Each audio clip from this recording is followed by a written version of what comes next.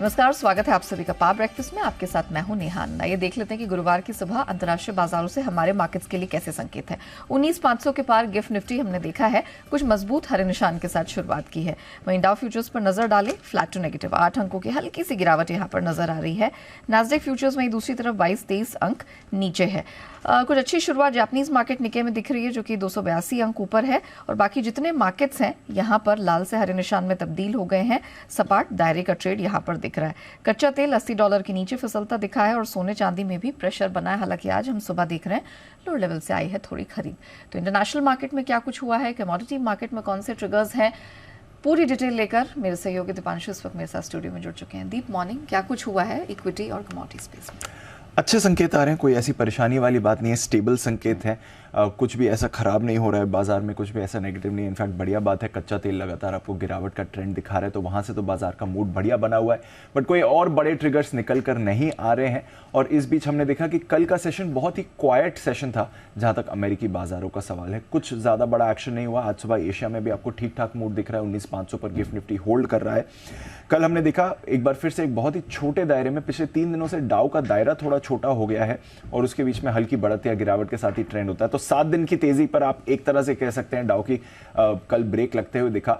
But उसमें भी आपने देखा सिर्फ 250 अंकों की रेंज में ट्रेड था और उसमें भी मामूली 40 अंकों की गिरावट के साथ डाउ बंद हुआ है। तो कुछ ज्यादा ऐसी परेशानी नहीं थी। S&P 500 पर हल्की बढ़त थी, लगातार 8वें दिन तेजी यहां पर देखी।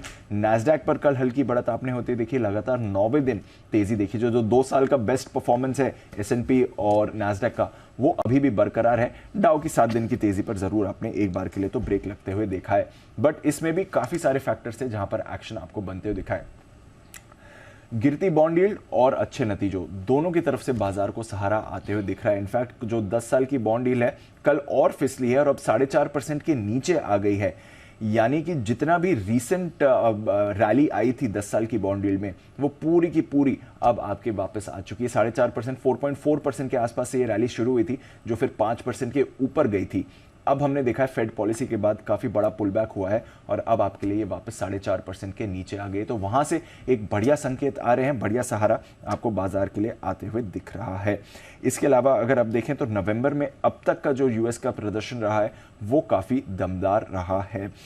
इस नवंबर में हमने देखा है अब तक डाउ आपका 3.25% ऊपर है, S&P 500 4.5% ऊपर है और नैस्डैक में 6.25% की आपने रैली देखी है। तो ये महीना शुरुआत से अब तक का काफी शानदार रहा है अमेरिकी बाजारों के लिए। देखते हैं यहां से आगे भी आपके लिए गेन्स एक्सटेंड होते हैं या नहीं। कल of course Fed chairman Powell का एक बयान था। सबको एक्सपेक्टेशन थी कि आगे रेट्स के पाथ पर कुछ वो बोलेंगे, बट उन्होंने कल कुछ ज्यादा बोला नहीं है। आज फिर से वो एक पब्लिक भाषण देने वाले हैं, एक पैनल डिस्कशन का भी वो हिस्सा होने वाले हैं। तो उम्मीद करते हैं कि शायद आज वो कुछ बोले। कल का जो भी उनका बयान था उसमें रेट्स रिलेटेड पावेल साहब ने कुछ बोला नहीं, तो वहां से कुछ संकेत बाजार को मिले नहीं। बट आज फिर से वो बात करने वाले हैं, तो उस पर नजर बनी रहेगी। यूरोप की बात करें, मिला जुला कारोबार था, कुछ बड़ा एक्शन यहां पर नहीं हुआ। बट एक बार फिर से बड़ा एक्शन आपको कच्चे तेल में होते हुए दिख रहा है। 11 जुलाई के बाद यानी कि 4 महीने के बाद आप देख रहे हैं कच्चा तेल आपके लिए $80 के नीचे ब्रेंट आ चुका है, अभी भी $80 के नीचे ही ट्रेड कर रहा है। तो ये एक बड़ी राहत की बात है जहां तक अमेरिकी बाजारों का सवाल है। इसके अलावा नजर रखिए, अमेरिका और चीन से कमजोर मांग की एक चिंता बन रही है, तो वहां से एक चिंता आ रही है बाजारों के लिए। सोना 3 हफ्ते के निचले स्तर पर फिसल चुका है, कोई परेशानी की बात नहीं है वहां से। इस हफ्ते अगर आप देखें करीब $50 फिसल चुका है। कल ही हमने देखा करीब $20 की यहां पर ऊंचाई से गिरावट आती हुई दिखी थी। बेस मेटल्स का मिला जुला प्रदर्शन है, एग्री कमोडिटीज का भी मिला जुली चाल है। तो ओवरऑल नेहा अच्छे संकेत आ रहे हैं। बॉन्ड यील्ड आपकी गिर रही है, कच्चा तेल आपका गिर रहा है, अमेरिकी बाजार अपनी गेन्स होल्ड कर रहे हैं, हमारे बाजार भी बढ़िया मूड में। तो कोई ऐसी परेशानी वाली बात नहीं है। दिक्कत वाली बात यहाँ नजर नहीं आ रही है। एंड ऑफ कोर्स हमारे मार्केट्स उस पर डेफिनेटली रिएक्ट करते हुए दिख रहे हैं। धन्यवाद दीप पूरी डिटेल के लिए। चलिए क्विकली हम यहाँ पर थोड़ा सा दिखा देते हैं आप लोगों को कि किस तरह का मूवमेंट हमने कल हमारे मार्केट्स में देखा था। निफ्टी कल हमने 36-37 पॉइंट्स की मजबूती लेकर बंद होते हुए देखा 19,443 के पास। बैंक निफ्टी 80 पॉइंट्स की हल्की सी कमजोरी दिखी, लेकिन 43,650 के ऊपर ही हमने इसे क्लोज होते हुए देखा है। तो जिस तरह के मौजूदा ग्लोबल संकेत बनते हुए दिख रहे हैं, हमारे मार्केट्स कैसे रिएक्ट करेंगे और क्या ट्रेडिंग रणनीति अपनानी है, इन सब पर बात करने के लिए जी बिजनेस के मैनेजिंग एडिटर अनिल सिंह भी हमारे साथ जुड़ चुके हैं।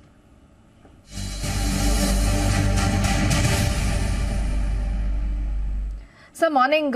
सारे ग्लोबल क्यूज एक तरह से फेवर में ही दिखाई दे रहे हैं अब तक तो, और कच्चा तेल $80 के नीचे आ गया। सर बताइए, निफ्टी बैंक निफ्टी के लिए आज क्या महत्वपूर्ण स्तर होंगे? Good morning Neha. देखिए, संकेत अच्छे ही हैं, कोई खास खराब वाले हैं नहीं, क्योंकि अमेरिकी बाजार लगातार 7-8 दिन चढ़ने के बाद थोड़ा तो रुकेंगे, तो एक कोई ऐसी कमजोरी वाले संकेत नहीं है, थोड़ी सी रुकावट के संकेत है, वो सही भी है। लेकिन हमारे लिए दूसरा जो बड़ा संकेत है पॉजिटिव साइड पर, वो है कच्चा तेल जो $80 के आसपास है। तो कच्चे तेल में जो तेज गिरावट आई है उसका फायदा भारतीय बाजारों को साफ मिलता हुआ नजर आएगा। दूसरी ओर एफआई की तरफ से आंकड़े भी बेहतर आते हुए दिख रहे हैं, कोई खास ऐसी दिक्कत वाली या बड़ी बिकवाली के आंकड़े वहां पर भी नहीं। कैश मार्केट में बिकवाली थोड़ी सी रोकी है। वायदा कारोबार में अगर थोड़ा इंडेक्स स्टॉक फ्यूचर्स में बेचा भी है तो बड़ा हल्का सा है। आज निफ्टी की वीकली एक्सपायरी है, और एक अच्छी बात है कि बैंक निफ्टी का वीकली एक्सपायरी के बाद थोड़ा सा हल्का हो चुका है, पोजीशन वहां पर कम है, तो मुझे लगता है थोड़ी बैंकिंग शेयरों में आज खरीदारी लौटती हुई दिखेगी।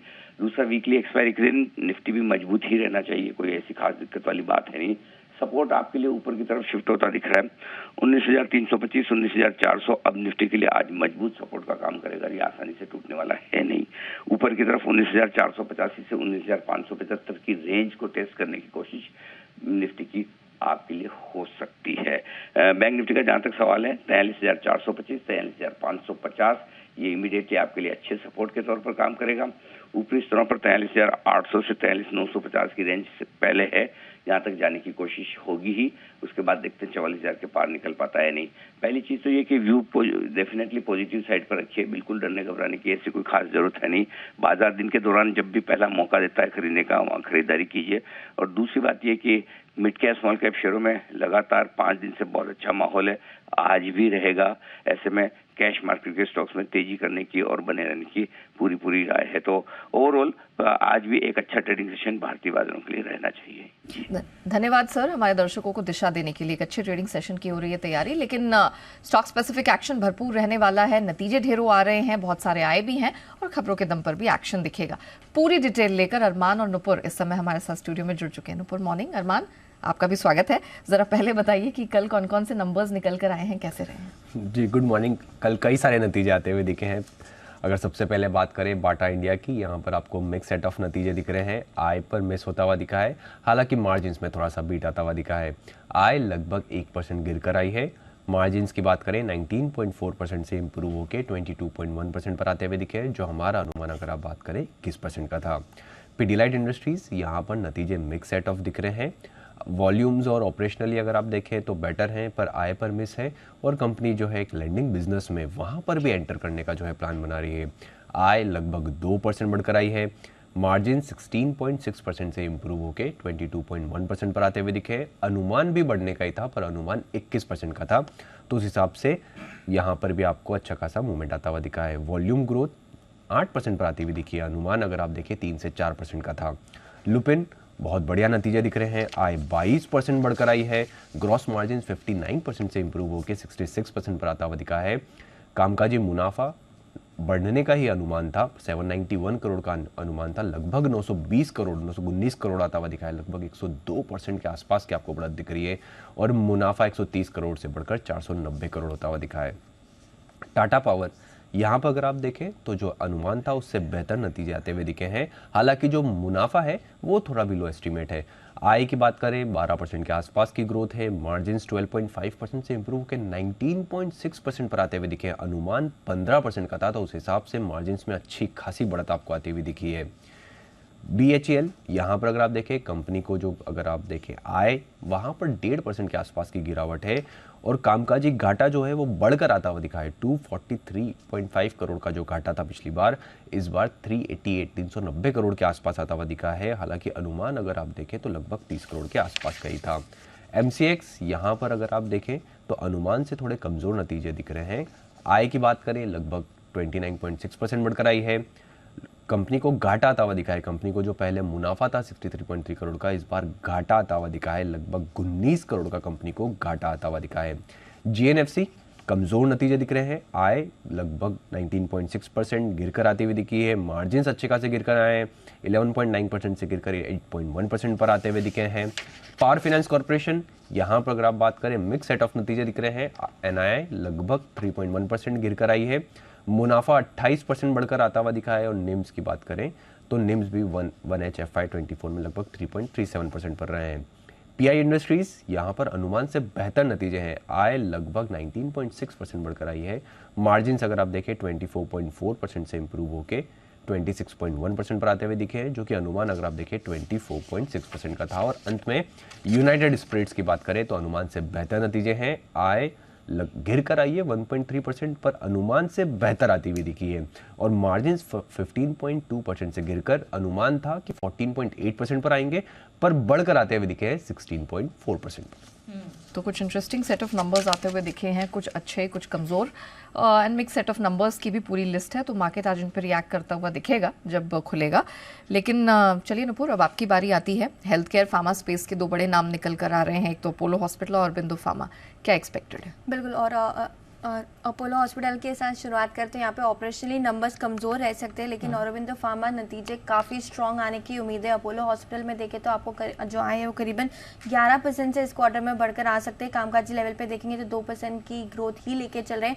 मार्जिन इनफैक्ट यहाँ पर थोड़े घट के आ सकते हैं, 13% से घट के 12% के मार्जिन रहने की उम्मीद है। और मुनाफा भी देखें तो सिर्फ 8% की ग्रोथ यहाँ पे लेके चल रहे हैं। 230 करोड़ के आसपास जो है वो मुनाफा इस क्वार्टर में आते हुए नजर आ सकता है। हॉस्पिटल कारोबार में उम्मीद है कि 11% की ग्रोथ आती हुई दिखेगी आपको, लेकिन प्रॉब्लम अपोलो 24/7 की है। जो उनका फार्मेसी बिजनेस है, वहाँ पे ऑनलाइन बिजनेस है, वहाँ पे थोड़ी दिक्कत है। उसका जो घाटा है वो इस क्वार्टर में थोड़ा बढ़कर आते हुए नजर आ सकता है। ऑक्यूपेंसी लेवल्स की बात करें तो इस बार उम्मीद है कि वो वहाँ पर भी आपको इंप्रूवमेंट देखेगा। 67% के आसपास ऑक्यूपेंसी लेवल आती हुई नजर आ सकती है। क्वार्टर ऑन क्वार्टर ग्रोथ की इस बार उम्मीद है, तो मैनेजमेंट की कमेंट्री इंपॉर्टेंट रहेगी 24/7 को लेकर, ऑक्यूपेंसी लेवल्स को लेकर, साथ ही साथ हॉस्पिटल कारोबार को लेकर, स्टोर का जो एक्सपेंशन कंपनी कर रही है उस पर भी रखनी होगी नजर।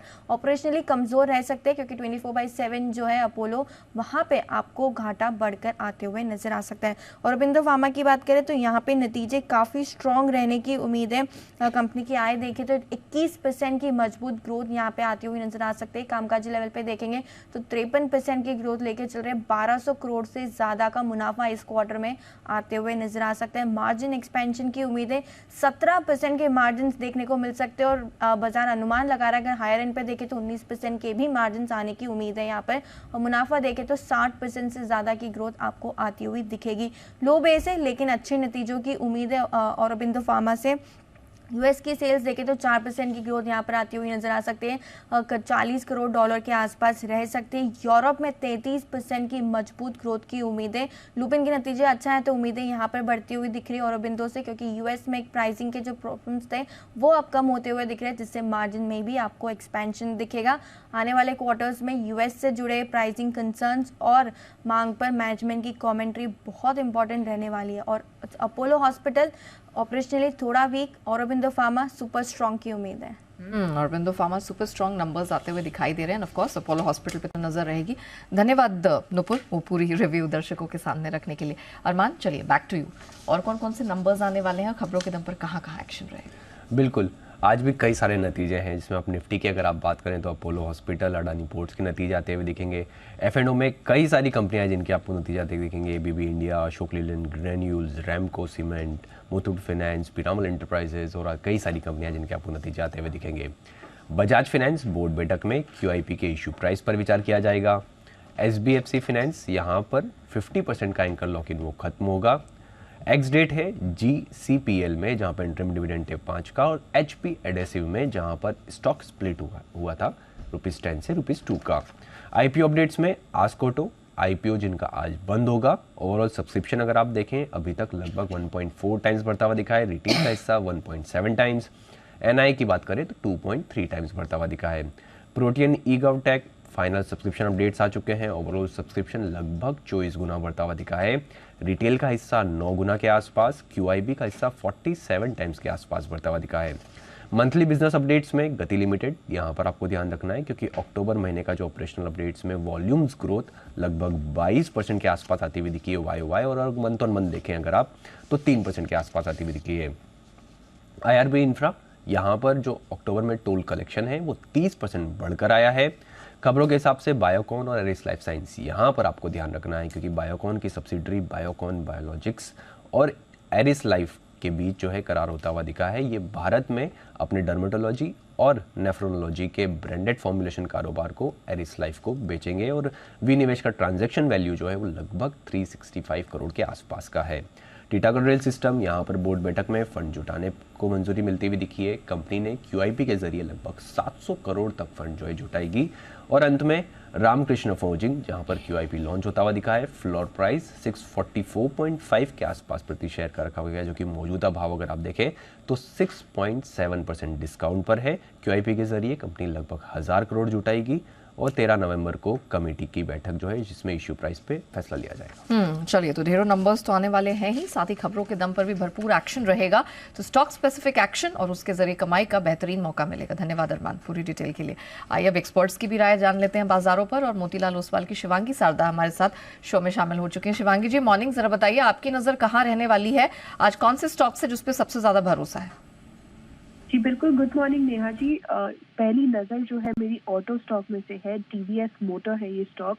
वीकली बेसिस पे ये अपवर्ड स्लोपिंग चैनल में कामकाज कर रहा है और हाल ही में इसका जो एक हर्डल हुआ करता था 1634 का, उसको सरपास करके स्टॉक काफ़ी अच्छी तरह से एक नए प्राइस एंट्री में कामकाज कर रहा है। अच्छे रोलोवर्स भी आए थे पिछले सीरीज से, और फिलहाल हम देख रहे हैं कि फेस्टिविटी के आगे एक अच्छी ब्रेकआउट और फॉलो अप बाइंग भी देखने को मिल रही है। तो यहाँ पे खरीदारी की सलाह रहेगी। 1710 के टारगेट्स बनते हुए दिख रहे हैं, 1610 के एक स्टॉप लॉस के साथ। दूसरा पिक मेरा रहेगा KPIT टेक में। इस पूरे ही स्पेस पे हमने देखा है कि मिड कैप ऑटो में, मिड कैप IT में एक काफ़ी अच्छा इंटरेस्ट बनते हुए दिखा है बाइंग, कोई भी छोटे डिक्लाइंस में। और स्पेशली ये स्टॉक जो है मंथ ऑन मंथ बेसिस पे काफ़ी अच्छी तरह से बेहतरीन रूप से परफॉर्म किया है। यहाँ पे पिछले पूरे हफ्ते वॉल्यूम्स काफ़ी अच्छी तरह से इंक्रीज हुए हैं, तो यहाँ पे एक अच्छी अपमूव हम एक्सपेक्ट कर सकते हैं। और जो टारगेट्स बनते हुए दिख रहे हैं इसमें करीबन अराउंड 1380 का इमीडिएट बेसिस पे और 1300 के एक स्टॉप लॉस को बनाते हुए। ऑलराइट, चलिए, दो बेहतरीन पिक्स आती हुई। TVS मोटर्स 1710 के टारगेट के लिए करे खरीदारी, 1610 का आपको लगाना है स्टॉप लॉस। इन KPIT टेक आ रहा है पसंद। शिवांगी जी को 1380 तक का लक्ष्य बनता हुआ 1300 का स्टॉप लॉस लगाना ना भूलें। मौजी बाजार की रणनीति समझते हैं। HDFC सिक्योरिटीज के अनुज गुप्ता हमारे साथ शो में शामिल हो चुके हैं। अनुज जी, मॉर्निंग, बहुत स्वागत है। कच्चे तेल पे पहले फोकस कर लेते हैं। 3.5 पौने 4 महीनों के बाद $80 के नीचे हमने पहली बार इसे फिसलते हुए देखा है। अब क्या किया जाए? बॉटम बन गया है, खरीद बनती है? Neha ji, good morning. देखिए, कहीं ना कहीं बॉटम आउट होता हुआ दिख रहा है और हमने देखा कि कहीं ना कहीं जिस तरीके से जो सप्लाई था वो बढ़िया, उसके साथ भाव नीचे आते हुए दिखाई देते हैं। बट अब टेक्निकल पर्सपेक्टिव से बॉटम आउट लग रहा है, एक ओवरसोल्ड जोन में है, तो वेरी शॉर्ट टर्म के लिए एक बाउंस बैक एक्सपेक्टेड है। तो यहाँ पर हम खरीदारी की सलाह देना चाहेंगे। क्रूड में करीबन 6450 के आसपास खरीदारी करें, करीबन $78 के आसपास।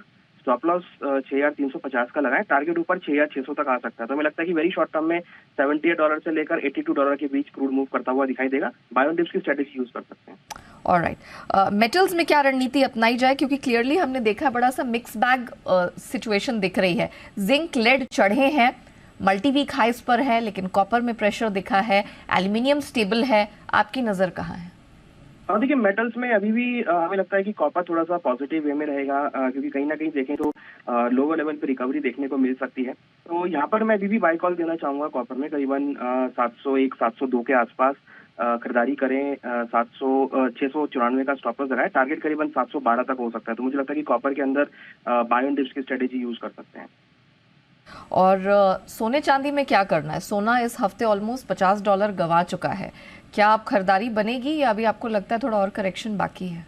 देखिए, जो FOMC मेंबर्स हैं उनकी हॉकिश स्टेटमेंट आने के बाद यहाँ पर हमने करेक्शन आते हुए देखा। तो मुझे लगता है कि अभी फिलहाल एक सबड्यूड मार्केट रहेगा, रेंज बाउंड मूवमेंट रहेगा। यूएस में कोई ऐसा कोई मेजर डेटा भी नहीं है, तो मुझे लगता है कि थोड़ा बहुत यहाँ पर एक साइडवेज मोमेंटम रह सकता है। पर्टिकुलर गोल्ड मुझे लगता है कि एक सेल ऑन राइज का स्ट्रेटेजी हो सकता है। तो अगर गोल्ड में स्ट्रेटेजी की बात करें तो ऊपर अगर गोल्ड के प्राइस करीबन 60,200 के आसपास मिलते हैं तो बिकवाली करना चाहिए। 60,450 का स्टॉप लॉस लगाए, टारगेट नीचे करीबन 59,900 तक देखने को मिल सकता है। मींस इंटरनेशनल मार्केट की बात करें तो $1945 तक के लेवल यहाँ पे देखे जा सकते हैं। ओके, तो ऑलमोस्ट $10 का और करेक्शन बाकी है और नीचे 70,000, माफ कीजिएगा, यहाँ पर 59,000 के आसपास के लेवल्स नीचे दिख सकते हैं। 59,900 तक के लेवल बनते हुए दिखाई दे रहे हैं। अच्छा, नेचुरल गैस 300 के ऊपर के दर्शन हो गए, लेकिन फिर से सप्लाई बढ़ती हुई दिखाई दे रही है। डिमांड को लेकर पिक्चर क्लियर नहीं है। क्या करना है नेचुरल गैस में? देखिए नेचुरल गैस अगर आप देखेंगे तो एक करेक्शन हमने देखा था, उसके बाद स्टेबल होते हुए दिखे हैं। विंटर सीजन की डिमांड डेफिनेटली है, तो यहाँ पर मैं बाय ऑन डिप्स की स्ट्रेटजी देना चाहूंगा। मुझे लगता है कि अगर प्राइस, क्योंकि अगर इसमें ओवरऑल देखेंगे तो काफी दिनों से एक रेंज में ट्रेड कर रहा है, नीचे में करीबन 250 और ऊपर में 280, तो ये टाइट रेंज जो है वो मुझे लगता है कि मेंटेन रहेगी। 250 के आसपास के स्तर मिले तो वहाँ पे खरीदारी करना चाहिए। हालांकि 300 का जो क्रूशियल लेवल है, जो पहले भी एक रेजिस्टेंस था, वो अभी भी मेंटेन है, बट हाँ 250 से लेकर 280 के बीच नेचुरल गैस मूव करता हुआ दिखाई देगा। जी थैंक यू सो मच हमारे साथ जुड़ने के लिए, बताने के लिए किन किन कमोडिटीज में है आज कमाई के मौके। बढ़ते आगे FIR यानी FI इन्वेस्टमेंट स्पॉट्स की तरफ।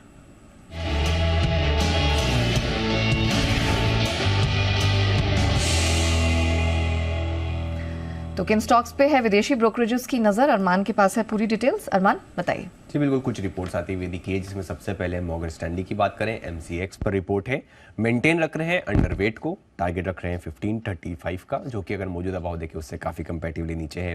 मैक्वायरी की पीडीलाइट इंडस्ट्रीज पर रिपोर्ट है, मेंटेन रख रहे हैं वहां पर वो अंडर परफॉर्म को, और टारगेट 2160 का रख रहे हैं, वो भी मौजूदा भाव से नीचे है।